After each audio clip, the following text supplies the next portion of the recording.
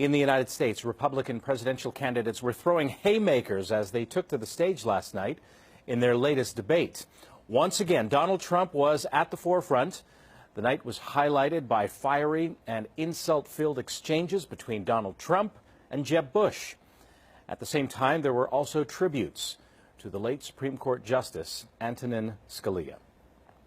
Now, for a look at the latest in the U.S. political battle, Solon Simmons is with us. He's the Vice President for Global Strategy at George Mason University. He is with us from Fairfax, Virginia. Thank you very much for taking the time. Great to be here. What did you make of yesterday's debate?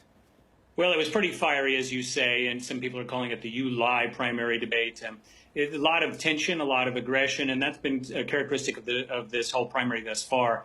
You know, what's interesting about this is to see everyone come after Donald Trump, who's redefining what we mean by conservatism. It used to be about traditional religiosity and a kind of moral attitude, and now it's more about national strength, nativism, and a kind of mainstream culture. And that's the tension you see in South Carolina, where the evangelical base is strong, and that we saw that in Iowa as well. So really right now it's just a very aggressive, some could say a nasty primary campaign with new ground being opened and name-calling that we've never seen before. So it's definitely a change that's disrupting the traditional notion of conservatism away from neoliberal economics, anti-government economics, and more toward this kind of mainstream silent majority culture. And also very bloody between Trump and Bush, and specifically on Iraq. Why do you think that was? Well, I think that's the big issue. You know, if you think about foreign policy, what's going on with 9/11, that's been critical to Republican message for a long time. What's interesting to me is the way Marco Rubio tried to deflect concern away from George Bush, because he's going to be that mainstream establishment candidate if he's able to pull this out, and toward Bill Clinton. And you saw on the Sunday news programs this morning, Marco Rubio being pushed to say, you know, do you blame Bill Clinton for Osama bin Laden for 9/11? And he effectively says yes, but it isn't quite ready to go there. Again, the extreme tone is so strong that everyone is being pushed in these directions in the Republican side. It'd be hard to avoid this throughout the rest of this primary campaign. And in your country, a major conservative voice on the court is gone. How do you think that affects the campaign, specifically among the Republicans? Boy, what a shock. I know I was shocked, and I'm sure everyone was. There were no clear sense of health concerns. I think, obviously, he's one of the most conservative members of the court. No one was ready for a Supreme Court fight now. The Republican Party says they're unwilling to even consider an Obama appointment, which means 11 months with a 4-4 split court. In a way that we might think of this as the Supreme Court being limited in size, which hasn't happened since the 19th century. So very radical politics going on right now.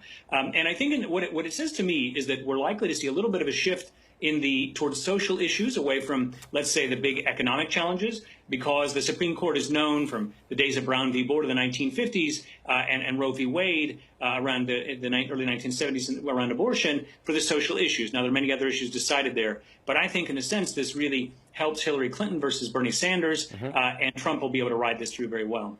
In the president's remarks yesterday, very brief on Antonin Scalia, but it was almost as if he was daring Congress to approve whoever he picks.